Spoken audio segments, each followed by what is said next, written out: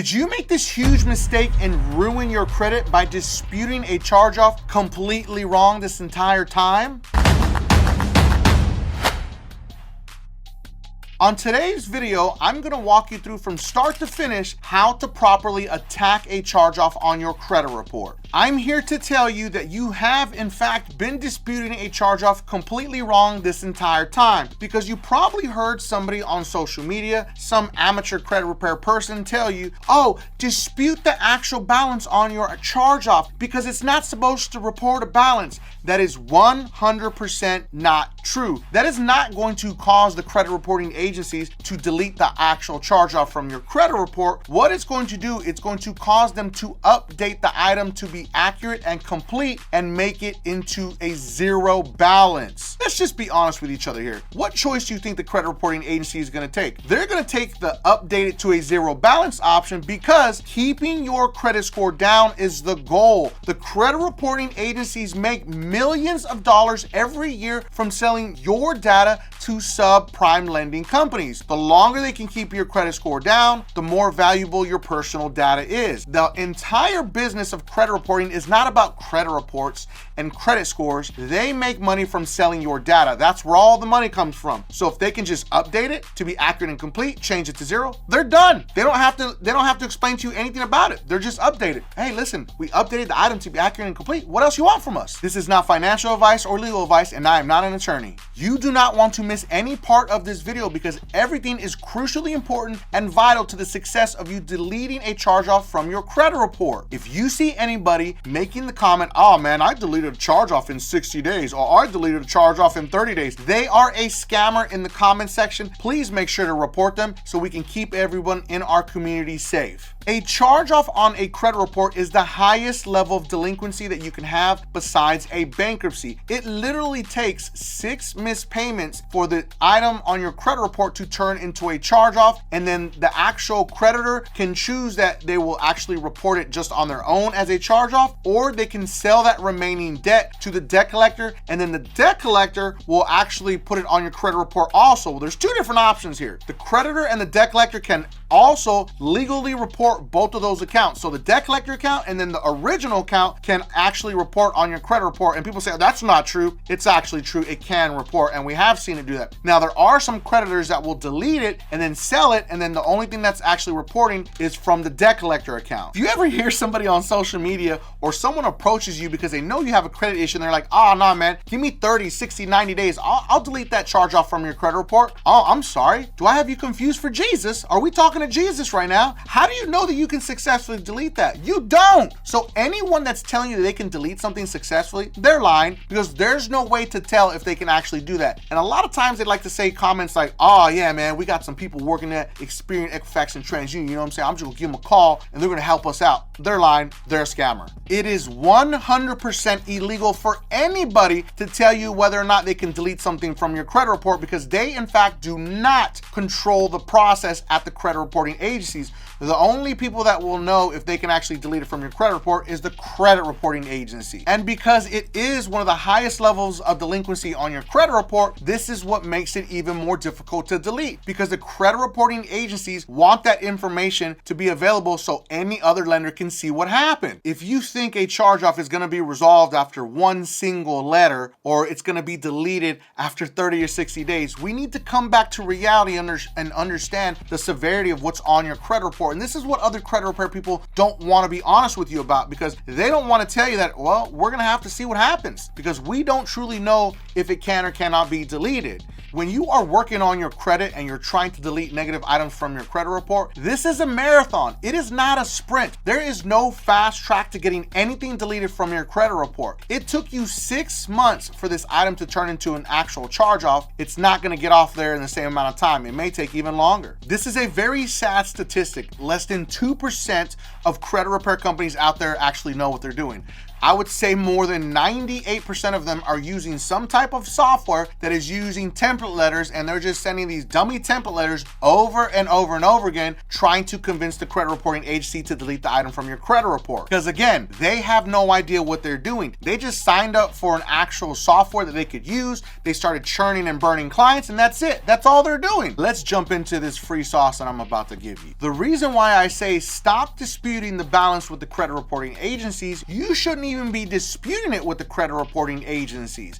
You want to go directly to the actual creditor. We need to start disputing with the creditor. That's right, not the credit reporting agency, but the creditor, because the information starts with the actual creditor. They're what we call the data furnisher. They're the ones that are furnishing the information to the credit reporting agency. This is why you want to start with them, or you can start and actually attack both of them at the same time, but preferably you want to go after the creditor first. If your charge off is with a debt collector, unfortunately, this does not apply to you. This is solely and explicitly only for charge-offs that are still with the original creditor and the actual charge-off is still reporting a balance. If you're that person that is dealing with a debt collector, you may want to use the option of doing a proper debt validation or a refusal to pay to deal with that debt collector. Or also the third option is look into arbitration, see if your agreement and terms have an arbitration clause in them. If they do, guess what? You can go after that hoe-ass debt collector and let him know that there is an arbitration clause and you want to do arbitration. And now what can happen is the debt collector is gonna send it back to the original creditor because they don't wanna have to pay those arbitration fees. So let's start with the creditor. We want to go after the creditor to get the 1099-C. We need to cancel this debt and convince them that they can cancel the debt and send us a 1099-C. You need to stop attacking certain attributes that are on your credit report of this charge-off. You need to stop attacking the vital attributes of that charge-off. Now, what is an attribute? Attribute is the first date of delinquency, the last date of activity, or the balance. We do not want to tell the credit reporting agency how to fix it. This is why it's important to not attack those attributes, because if you tell them what's wrong, then all they're going to do is update it to be accurate, just like what we said earlier. A charge-off on a credit report can mean two different things.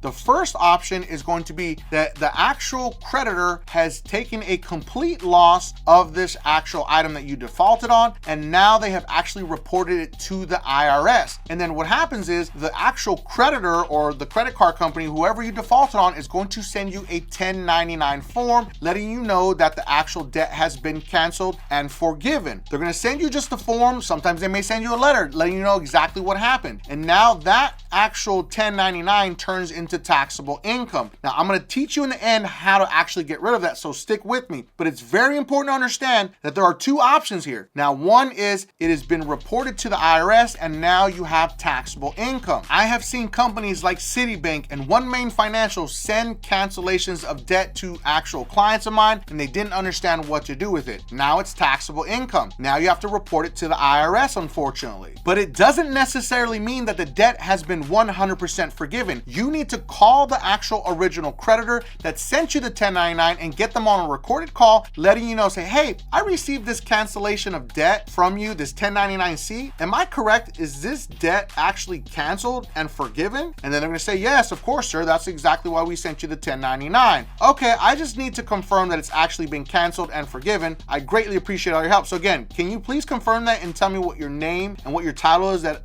at your actual business that you work at? Because you want the information to be rock solid, that you talk to an actual representative, and once they tell you it's forgiven, it's done, it's finito, they cannot resell it and it cannot be given to another debt collector or anybody else once it's been 100% forgiven and you have confirmation from the original creditor. Option number two, if a charge-off is just reporting as a regular charge-off and the actual creditor has not reported it as a loss to the IRS, they just took it as a loss on their books and they do have the right to sell it to a debt collector if they choose to. You hear those amateurs on social media saying, it's a charge-off, you don't owe no money. They wrote it off, they took a tax write-off on it, you don't owe anything. That's not true, because there's two different types of charge-offs.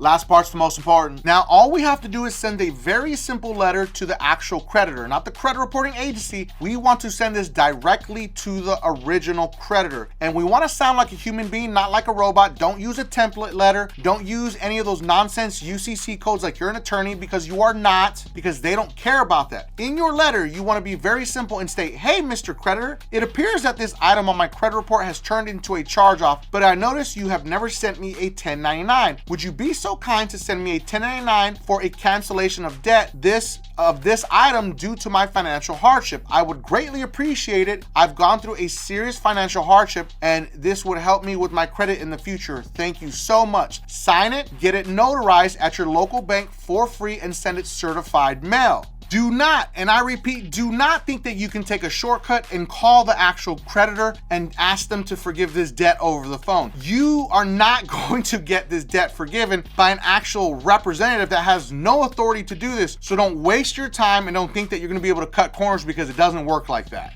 Don't come into the comments saying, oh, I called the creditor, they told me this. Well, duh, you're talking to a representative. Let's use common sense here. A representative does not have the authority to forgive your debt over the phone. You can also send this letter in email. You can go to a website called ceoemail.com. Again, the website is ceoemail.com. Now, do not click on any of the actual ads on this page, because they are in fact running ads. You want to simply figure out what the email is to your creditor. So let's say, as an example, if it's Capital One, you're going to type in Capital One and look for Capital One America, and then you're going to search for the actual CEO's email address, and then all you have to do is send them this actual letter in email form. But don't send them this exact letter. Make it sound like you are a human being, because you are actually sending this to the CEO of the company. Now, be aware, CEO email is 100% free. So if you click on an ad and it asks you for money, you've clicked on an ad. The entire website is free, but just again, stay away from the ads, because it's almost like it's booby trapped. Now, you're gonna wait 30 days after you send the email or the letter, and this may take up to 3 or 4 rounds if you get no response. But if they do send you a letter with that 1099-C, it does turn into taxable income. There is something that is called the Form 982 of insolvency with the IRS.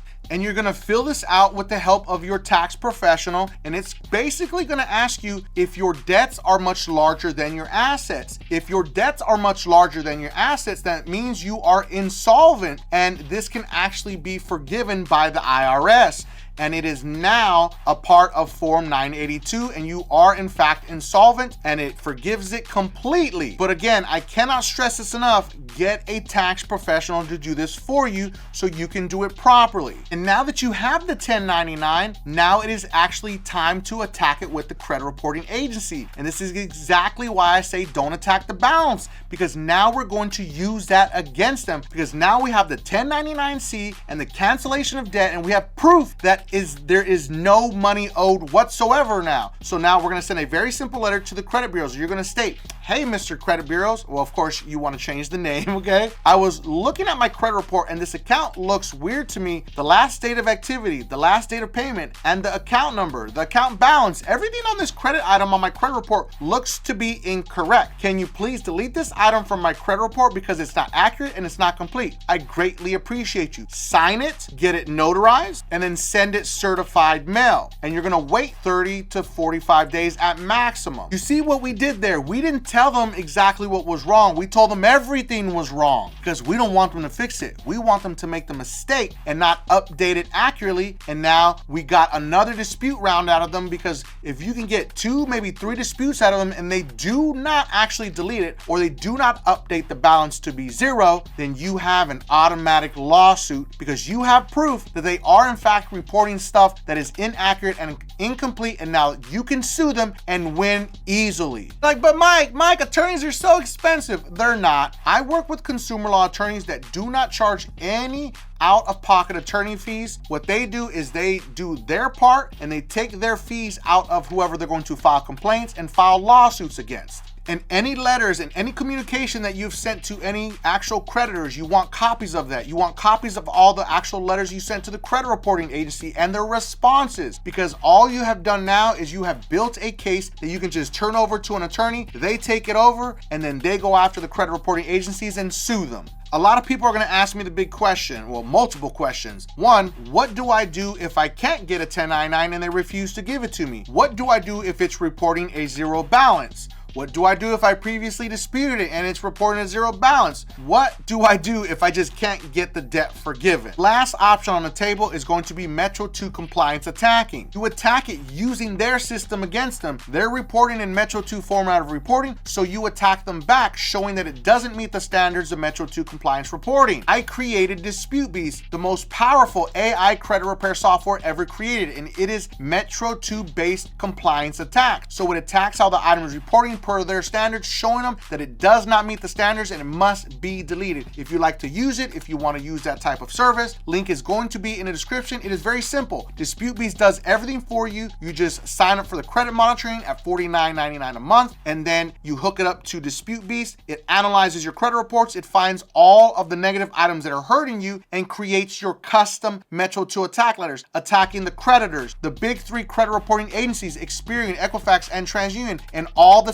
secondary credit reporting agencies that are also reporting it. It leaves no stone unturned. The link for Dispute Beast will be in the video description and pinned at the top of the comments if you need help working on your credit. Makes it very super simple. You print your letters, you mail them out certified mail, and you're done. Just that simple. And very soon there will be a mailing service inside of Dispute Beast where you can actually choose the option to mail your letters inside of the system also. A special shout out to all my beasters out there that are actually using Dispute Beast. I have just created an actual exclusive Facebook group for all of my Dispute Beast users and anyone that's interested in using Dispute Beast. Now, the link is going to be in the actual description for the Facebook group also, or you can comment group and I'll send you the link in the actual comment section. So that's it. I hope you enjoyed this video. We covered a lot on how to attack a charge-off and all of your options on the table. Make sure that you watch the next video because it is about how to attack collections on your credit report also, because it's a whole other separate issue. Now, if you felt that I brought you some value in this video, make sure that you don't forget and subscribe to increase your credit score.